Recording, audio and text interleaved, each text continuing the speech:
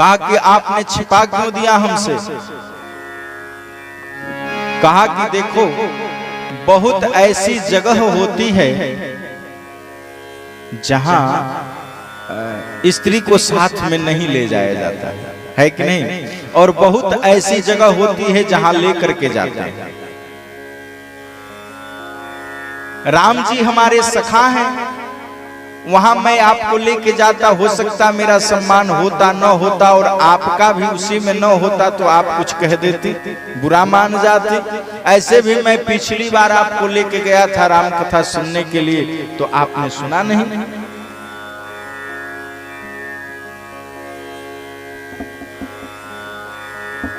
तो भगवान भोलेनाथ ने कहा कि सुनो, और एक अपनी चोरी कहता हूं। भोले बाबा कहते हैं पार्वती मैया से, और ये कहूं नीच चोरी,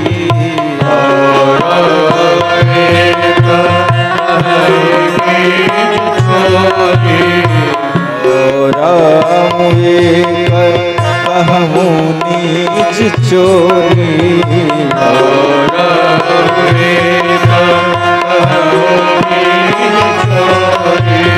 सुनो गिरिजा अति दृढ़ मति तोरी, सुनो गिरिजा अति दृढ़ मति तोरी, काग भुसुंडी संग हम दो, काग भुसुंडी संग हम दो, काग भुसुंडी संग हम दो, काग भुसुंडी संग हम दो, मनोज रूप जा नहीं को,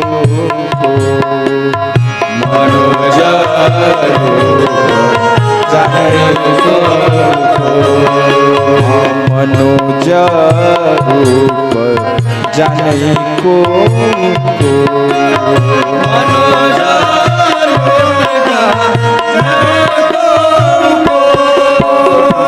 कहा कि मैं अपनी एक चोरी बता रहा हूं कि जब भगवान का जन्म हुआ तो मैं भी गया था। मैं और मेरे साथ काग भुसुंडी जी महाराज दोनों गए थे मनुष्य का रूप लेकर के।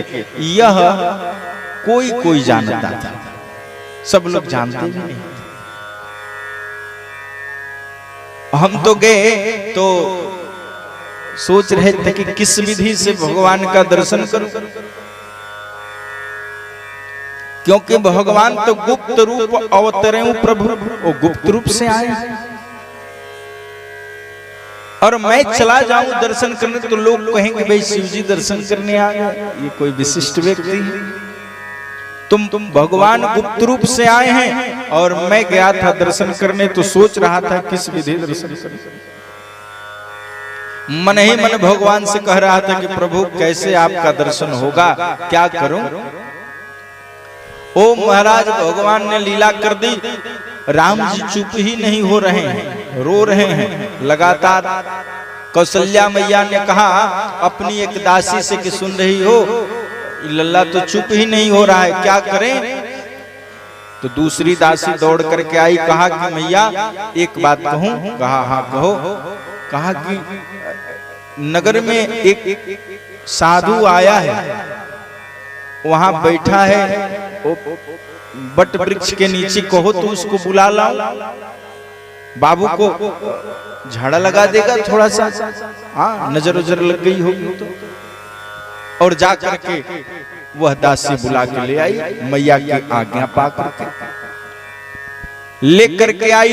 भोले बाबा के कौशल्या मैया सामने लेकर के आई लल्ले को। कहा कि देखिए मैं अपने लल्ले को आपके सामने लेके आई हूं, चुप नहीं हो रहा है, पर इसका मुख आपको नहीं दिखाऊंगी।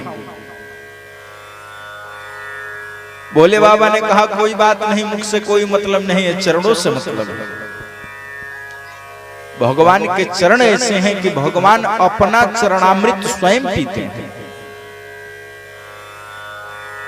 भोले बाबा ने पैरों को अपने हाथों में पकड़ा और धीरे से माथे लगा लिया हो और कहा कि मैया, आपके लल्ला के पैरों में ऐसी रेखाएं हैं कि तो बड़ा यात्रा करेगा, बड़ी यात्रा करेगा।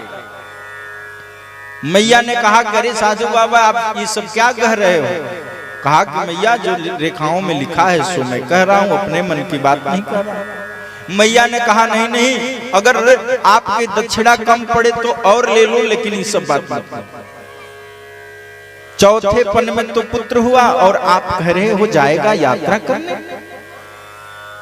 भोले बाबा ने कहा, हाँ मैया, ये पुत्र आपका यात्रा करने जाएगा, बड़ी लंबी लंबी यात्रा करेगा, घर कम रहेगा, लेकिन एक बात बताऊं, ये पहली यात्रा में ही निकलेगा तो उधर से दुल्हन लेके आएगा।